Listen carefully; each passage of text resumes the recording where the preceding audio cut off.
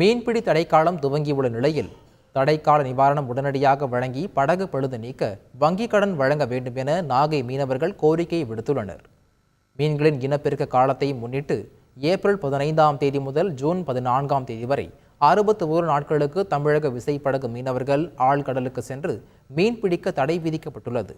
மீன்பிடி தடைக்காலம் அமலுக்கு வருவதால் நாகையில் மீன்பிடிக்க சென்ற விசைப்படகுகள் கரைக்கு திரும்பின.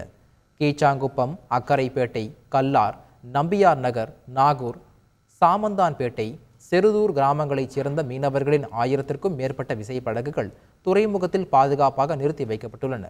நீண்ட நாட்கள் மீன்பிடி தொழிலாளர்கள் கரையில் இருக்க வேண்டிய சூழல் ஏற்பட்டுள்ளதால் அங்கு படகுகளில் உள்ள மீன்பிடி வலைகளை சரிபார்த்து தளவாட பொருட்களை மீனவர்கள் பத்திரப்படுத்தி வருகின்றனர். இதனிடையே ஆண்டுதோறும் அரசு வழங்கி வந்த மீன்பிடி தடைக்கால நிவாரணம் 5000 ரூபாயை இவ்வாண்டு 8000 ரூபாயாக வழங்க வேண்டும் என தமிழக முதல்வர் அறிவித்த தொகையை அக்காலங்களில் மீனவ குடும்பங்களுக்கு பயன்படும் வகையில் உடனடியாக வழங்க வேண்டும் என வலியுறுத்தியுள்ள மீனவர்கள் படகு பழுது நீக்க வங்கிக் கடனாக 5 லட்சம் ரூபாய் வழங்க நடவடிக்கை எடுக்க வேண்டும் என்றும் வலியுறுத்தியுள்ளனர்.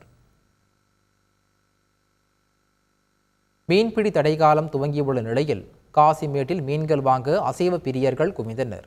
மீன்கள் வரத்து அதிகரித்தும் விலை சற்று உயர்வாகவும் காணப்பட்டது.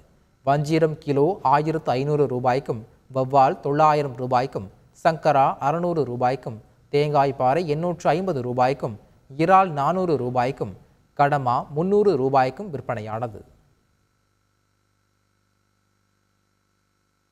புதுச்சேரியில் கடலில் தவறி விழுந்த மீனவரை கடலோர காவல் படையினர் பத்திரமாக மீட்டனர்.